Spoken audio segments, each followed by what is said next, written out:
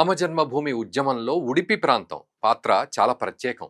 అక్కడున్న పురాతన శ్రీకృష్ణ మఠంలో ఇప్పుడు ఆధ్యాత్మిక కార్యక్రమం దేశ దృష్టిని ఆకర్షించింది. దీనికి కారణం ఒకేసారి 1,00,000 మందితో జరిగిన గీతా పారాయణం. ఉడిపిలో జరిగిన లక్షకంఠ గీతా పఠనం కార్యక్రమంలో ప్రధాని మోదీ పాల్గొన్నారు. ఆ పూర్తి వివరాలు ఇప్పుడు చూద్దాం.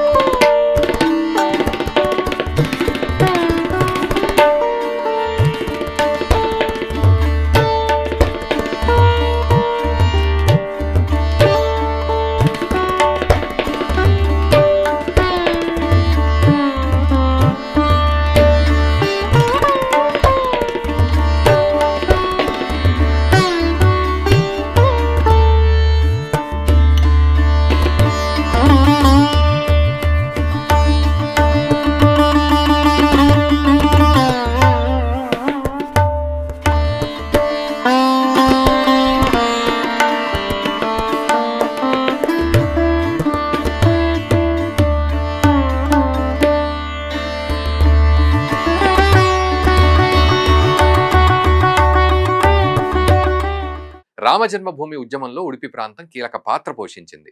శ్రీ విశ్వేశ్వతీర్థ స్వామివారి మార్గదర్శకంలో ఆలయ ఉద్యమం అయోధ్యలో రామమందిరంపై ధర్మధ్వజం ఆవిష్కరణ వరకు దారితీసింది. అలాంటి ప్రసిద్ధ ఉడిపి ప్రాంతంలోని పురాతన శ్రీకృష్ణ మఠాన్ని ప్రధానమంత్రి నరేంద్ర మోదీ సందర్శించారు. ప్రత్యేక పూజలు చేశారు. ఈ సందర్భంగా జరిగిన లక్షగళ గీతా పారాయణ కార్యక్రమంలో ఆయన పాల్గొన్నారు.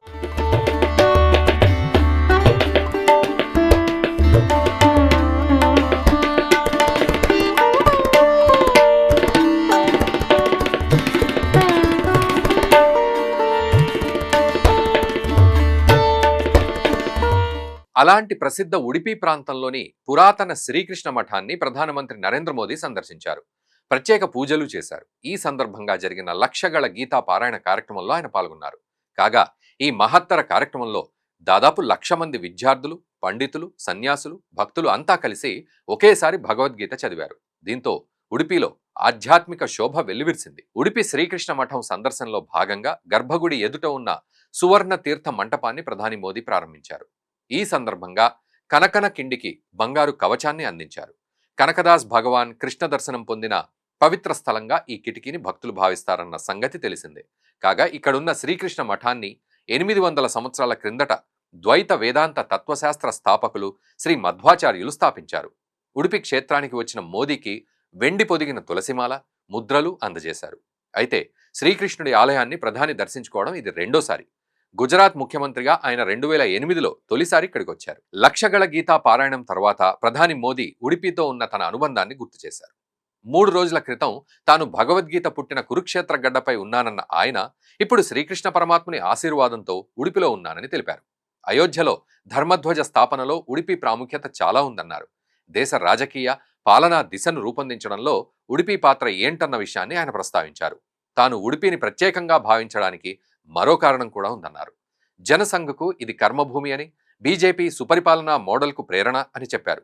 1968లో ఇక్కడి మున్సిపల్ కౌన్సిల్కు జనసంఘ్ నేత విఎస్ ఆచార్యను ఎన్నుకున్నారన్న విషయాన్ని ప్రధాని మోదీ గుర్తు చేశారు. అంటే 5 దశాబ్దాల క్రితమే ఉడిపిలో న్యూ గవర్నెన్స్ మోడల్కు పునాదులు పడ్డాయన్నారు. జాతీయ విధానాలకు మార్గదర్శకంగా ఉడిపి ప్రాంతం నిలిచిందని చెప్పుకొచ్చారు. గీతలో శ్రీకృష్ణుని బోధనలు ప్రతి యుగానికి సంబంధించినవని మోదీ చెప్పారు. ఇవి మన జాతీయ విధానాన్ని నిర్దేశిస్తాయన్నారు. ప్రజా సంక్షేమం కోసం పనిచేయాలని కృష్ణుడు బోధించారన్నారు.